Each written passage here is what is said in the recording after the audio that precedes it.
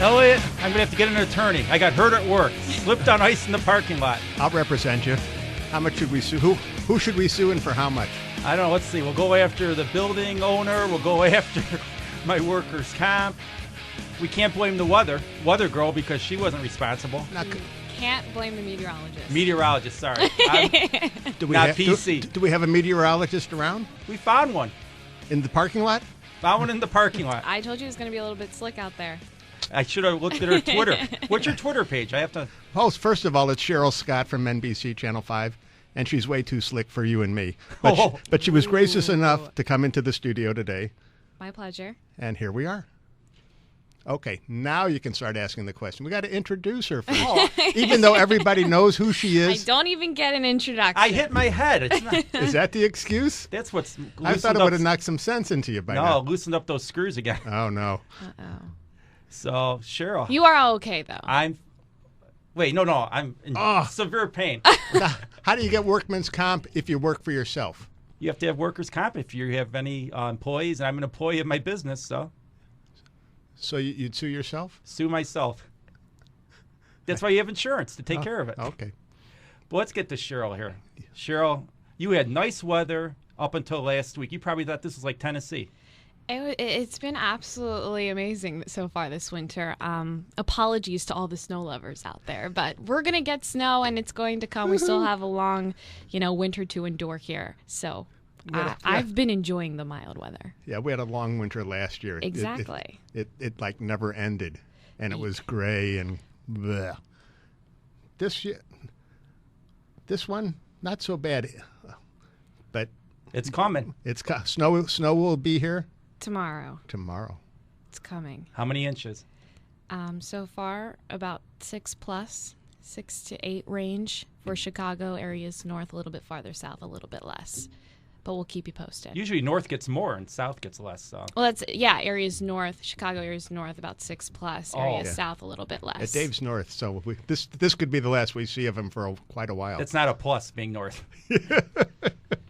You'll have to take your time walking. Don't walk and chew gum at the same time. You can have your girls. You have 3 daughters. They could pull you on a sled. I'm working on their ice skating rink outside. It's taking a lot of time. Uh-oh. So, what do you think of this city? Is it nice? Oh my gosh, it's an amazing city. It's so beautiful. I actually just got in from vacation about 2 days ago, and we someplace flew. Cold or someplace warm? Someplace. Can't you tell that I'm tan? I'm glowing here. No, I was in Riviera Maya, and it was absolutely beautiful. But it was weird because it's my first year here, and I missed the first snowstorm. So I was kind of tracking snow on the radar the whole time as well up in Chicago. But here we go. We're gonna have some more snow tomorrow. But Chicago's a beautiful city, a great skyline, and when it comes to a meteorologist's perspective, I mean, it's weather galore. You have everything here. Everything so it's but the hurricanes. best of both worlds. Yeah. Wait, you missed the snow. You're smart. You have an Ivy League education.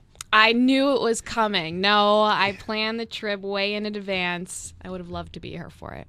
Okay. So you went to Brown University to be a meteorologist, just like everybody who goes to Brown University, right? Exactly.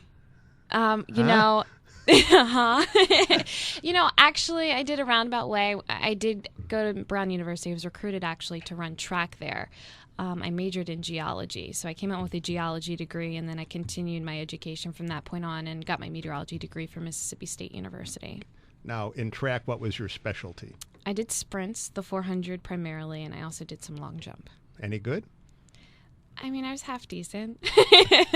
I like to think that I was. You still keep it up? I try to work out. I do a lot of interval training. I can't really do long mileage, so I'm on the treadmill doing some sprints and ins and outs and stuff like that. Yeah, David and I will get on the treadmill from time to time, but... Yeah, your treadmill story is what? Well, every once in a while we'll turn it on, right?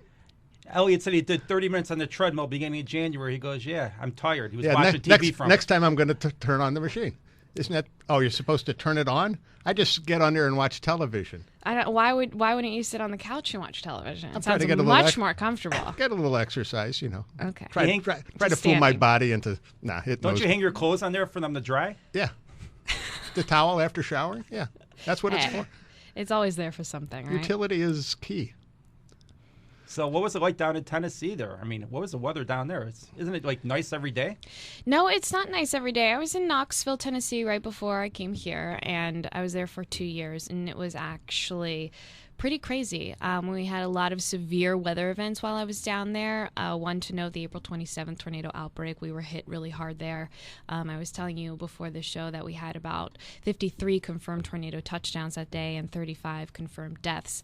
And that puts your job in a whole new perspective. It wasn't as bad as the Tuscaloosa or Alabama area. But however, it was definitely a milestone in my career that day. We were on the air for like 36 hours straight. Yeah, that's like work. It was work, and then you have to go out and see the aftermath, and that's just a life-changing experience. With that said, we had a lot of severe thunderstorms. The winter was crazy. We had icing events. We had snowstorms. I wouldn't say snowstorms like Chicago snowstorms, but 3 inches in Knoxville. You know, it shuts the city down. Kids are out of school for 12 weeks. Inches in exactly. So we had a lot of crazy weather down there. Where else have you worked besides Tennessee? I was in Erie, Pennsylvania. That's where I first started. How did you like Pennsylvania? Well, I'm originally from South Jersey, right outside of Philadelphia. So kind of my hometown there, but Erie's in the opposite corner. And it snowed a lot. I mean, 100 other than in the winter? 54 inches of snow. Oh, that's a lot of gray days. It was cold. Depressing. It was a little depressing. I mean, for my first job, it was great because there was so much weather to track, and lake effect snow is just huge there. But I think that got me and gave me a really good background for being a meteorologist in the Northeast and up in the North. You got the feeling you were living Groundhog Day? Yes, over and over and over again. Now, how do you like go to the websites to find out the weather, or Doppler? How do you do this? Or do they give it to you and you just read it? Well, no, we don't read the weather. It's going to I be, thought you had there will be weather tonight. No, I thought you had the screen you looked at. She's a trained professional. It's a big misconception. A lot of people think that we have a teleprompter. The anchors and the reporters, they do read off of a screen, but weather is all ad lib. We stand at the weather screen and we look into the camera and we tell the weather story. And we get all of that prepared beforehand, at looking at our forecast models, spending some time looking at all of that. And then as we're forecasting, we make everything. We build our maps. We enter the numbers, the temperatures. We build everything. The 5-day forecast is straight from what we create and what we make and put out there. So as we're building all of that, you know, we have a weather story developing in our head, and then it just becomes second nature. You get in front of the camera and you just tell what you know. So basically, do you have a team to do this? Or you do everything yourself? Well, we have a team, but like for my shift, double shift weekends, I'm the only meteorologist there. Usually it's just one meteorologist forecasting for their specific shows. Andy Avalos does the morning, Alicia Roman does the noon, and then Brant Miller does the evening shifts. But if there's big weather, like tomorrow, we're expecting a snowstorm here, we'll be doing some team coverage. See, David's an attorney. He's used to having paralegals. He thinks there's such things as parameteorologists. And he just, they give him the papers. He goes to court. That's his job. Not that simple. Because I'm used to Ron Majors basically leaving the condo 5 minutes before the show and then being back 5 minutes after the show. But like you said, they're just reading the teleprompters, the anchors. Right. And they put a lot of work into, I mean, it's not just, them walking onto a desk and reading. I mean, there's so much that goes into a newscast. You have to think of everything that goes behind the scenes as well. Who's writing that? Who's editing that? Who's going through the scripts and making sure everything's okay? They have to pick out sound. They're going out and doing the reporting and getting the story together. So everything comes in, everyone collaborates, and it ends up into that one lovely newscast. Okay. So while you were in Knoxville, did you become a Tennessee Volunteers fan? I love the Vols. I will support the Vols, I think, the rest of my life. Tennessee was a great place for me. I loved Knoxville. While I was there, I was at WBIR, which is one of the best stations in that area, and the following and the team, all of my coworkers. It was just an overall great experience, and everyone I met was so welcoming and nice. And I never was at a university where college sports was so big. Well, the Volunteers are almost as good as Brown University level. Almost. I mean, maybe right now it could be a good competition between the Brown Bears and the Vols, but a couple years ago, college sports totally wins out in the South. It's so amazing, though, to see that many people come out for a college event and just get that into it. It's like, Bears and the NFL and everything here. but it's just a whole new experience when you add college into the mix. So are you a Yankee fan or a Met fan from New Jersey? Well, Phillies? I'm originally a Philadelphia fan. Eagles.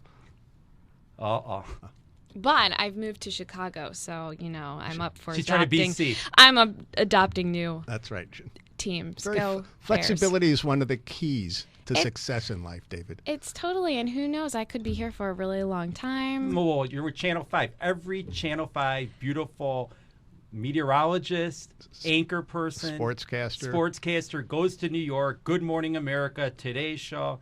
I predict New York within a couple of years. I can't predict anything. It's like the weather. I'm just it's happy to be here in Chicago as long as right? I really am happy to be in Chicago. One of the great things I think about this type of a market is you get to get really involved in the community. And when if you go network, you may lose, some touch with your local viewers. And that's what I really love about being in a local market, is interacting and getting to know who's watching and getting out in the community and making a mark there and getting involved. So I love it here. Do you like how people hold the meteorologist responsible for the weather? It's like, oh, thank you for the sunshine. Oh, damn you for the rain. Oh, exactly. I can't tell you how many tweets I have gotten since I've started here saying, thank you for bringing this lovely weather from the south of you. And I always reply, remember this. Days like tomorrow, when it's going to be snowy and gross and cold and windy, because it's going to change, and then they're going to hate me. Don't ever hate me. That bad weather's all Brant Miller's fault, right? Tom Skilling. We're just the messengers. Right. We're just the messengers. I mean, Tom Skilling's like his own kind of like business here. I mean, you're probably familiar with Tom Skilling. Of course, he's an entity. He's a very intelligent man. I met him at a meteorology conference at the National Weather Service here. He's an antiquity? No, that's John Coleman. Oh, he's an entity. Okay. John Coleman, the one who started the Weather Channel. Sure. He started in Chicago. Way back when. Yeah. So, I mean, it's great to be in a market with Tom Skilling. Okay. So how did you get the inspiration to be a meteorologist? Is this something you say when I'm a little girl? When I grow up, I want to be a weather woman. I mean, that seems odd, right? But that was totally me. I mean, I was a huge dork, and it all stemmed from I just call myself a dork. The movie The Wizard of Oz. It was my favorite movie growing up, and I remember me and my girlfriend, she lived across the street from me, we would come home and from school and watch that movie, and I know every word, and I was obsessed with it. But it was the tornado scene that really caught my eye, and I think that's where my curiosity from the weather really started from. And from that point on, I was, looking out the window, waiting for the storms to roll in. In grade school, I loved earth sciences. I actually, you cannot make fun of me, wrote my 8th grade yearbook, I plan to become a meteorologist. Who does that? Someone who really loves the weather. That Wizard of Oz movie Usually it's people me. who are normally it's people who are institutionalized. You would think people would go, running away. But with that said, I ended up going to high school, and I got really involved with extracurricular activities. Track was a huge part of my life. Not the weather club, but that's why I ended up going to Brown University. It was for track. They recruited me to run, and unfortunately they didn't have a meteorology program there, but it was just a great opportunity, and I loved the school. So I majored in geology, which was, it's kind of related, because when you work at a news station, the meteorologists become the station scientists. I mean, you need to know everything that goes into play when it comes from geology to meteorology. So I think I really benefited from both those majors. I avoided the ologies in school. They're never fun. I mean, it is a lot of work. That means the study of something, right? And I had to take a lot of theology because I went to Loyola and the Catholic schools. But theology's got me. Is that here in Pennsylvania?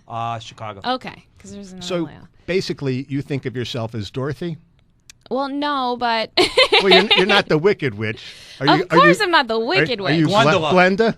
Glenda? Gwendolyn? I forget. Well, I just wave the magic wand, and I'll try to make it a little bit more tolerable tomorrow and during the snowy events. Well, you're too tall to be a munchkin. Well, thank you. Right? The Lollipop League, the Guild. Auntie M. Yeah, who's the other? The Scarecrow, the one the with Tin the Man. cat. The one woman who took the dog at the beginning of the movie. Auntie M. Oh, no, that's the Wicked Witch. I don't know She her played name. the Margaret Wicked Hamilton. Right, but what was the name of her before she went to Oz? I forget that. I feel like I should know this. That's right. Man. If only they had offered a course in The Wizard of Oz. Give me some time. I'll come up with it. She called the dog catcher the dog pound on Dorothy's dog, I remember. Okay. Toto. Yeah. I won't Google underneath Well, the desk. we're not in Kansas anymore. We weren't in Kansas to begin with. We're not in Kansas. Miss Gulch. Miss Gulch. Yes, that's exactly right. Dave's got kids too. Dave Olson strikes again. Thank you for that. Now the question. Oh, I was going to say Google to the rescue. My older daughter wanted to be Dorothy for every Halloween, and finally this year she got to be Dorothy. She was so excited. Aww, Red ruby slippers? Yeah. Red ruby slippers. Perfect. We actually had. She borrowed yours? No, I gave those up. Does she have a little Toto? She had a little Toto. Actually, I had two of them. The youngest wanted to be Dorothy too, so I had two Dorothys. Wow. And then the middle one was a gypsy. Okay. Fun. I love that. So were you ever Dorothy? I actually played Dorothy in a school play, and I really hope none of those clips can ever be found. We'll look for it on YouTube, right? I don't think it'll be there. It was a long time ago. Grade school or high school? 8th grade school play. So. Did you do any modeling at any time? Or? No, I've never modeled. Any aspirations? No. No. Weather's my passion. You want to be taken seriously as a meteorologist, not a weather girl. You see? I'm showing my age. What? Well, once upon a time, they would just plop out on television an attractive female to tell you, we have a high something or other coming in from the... I mean, yeah, there's totally that vantage point. I mean, and it's definitely hard being in the age group of, 20 to 30, and you have to get over that barrier and really show that you know what you're talking about, and that knowledge comes across the screen. Right. I hope that people can see that. Well, they look, it's some girl just out of college or whatever. And you don't want to be viewed as that person. Everyone I think that is in this business, it takes a lot of work and a lot of study. So now I know with male meteorologists, there's longevity. Is the same hold true for females? They tend to disappear after a while and get supplanted by younger females. Well, I mean, I know a lot of older females meteorologists that are still in the air and have been for years and are very successful. So I don't view my job as that type of a way. You know what surprised me when I heard about the meteorologist is that there wasn't a map behind them. It's just a blank screen. Oh, it's a blank screen. Yeah, it's magic. And you have to go reverse of what... Yep, exactly. It's like you have to rewire your brain to say, okay, I'm going to move to the left, so that means I have to go to the right. Correct? Something like that? Totally. What happens is there's a green screen behind us. And so you can't wear green. We cannot wear green or we will be invisible. White usually doesn't work as well. Hey, there's a picture of the green screen right there. That's exactly it. Keep that up, because what I want to say is right next to me, you can see that monitor to my right-hand side. Right. And that is showing my weather graphics. So when it looks like on television that we're looking back behind us at our maps, we're actually looking at to the sides of us. And that's what we're seeing. So we know what we're talking about while we're on air. And the camera in front of us will also display that same exact map. Now, why don't they have a monitor that would show you could just make the motion to the left and you would go to the left? You know what I mean? Well, it's easy for us it's just how you work on television. You become you just have to accustomed do reverse? to it. It's not really reverse because we see ourselves in these side monitors, but what it all works out. It's complicated. But for those of us who can't walk and chew gum at the same time. The first couple of times you stand in the green screen, you're going to be like, wait, but then it becomes second nature. Did you ever mess up and say, oh, shoot, I'm wearing green today? Or all of a sudden it's an emergency, you got to go into the studio and you have green on?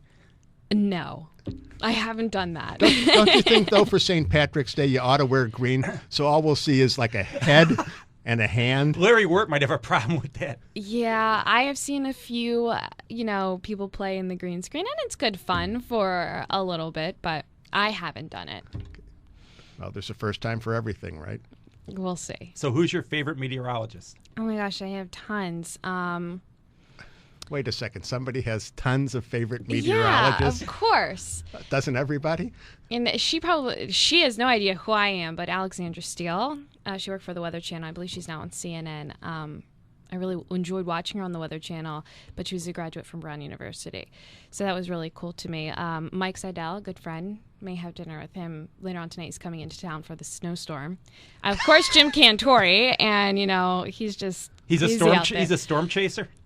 Jim Cantori? The one who's coming in town. Mike Seidel. Yes. He's a meteorologist for the Weather Channel, so he'll be reporting in Chicago on the snowstorm for them tomorrow. That sucks. You work for the Weather Channel, they fly you to bad weather. No, but that's why you do it. You love it. They're going to fly you to sunshine in 75? I don't think so. Yeah, unless there's a hurricane. Here's a hurricane. Go.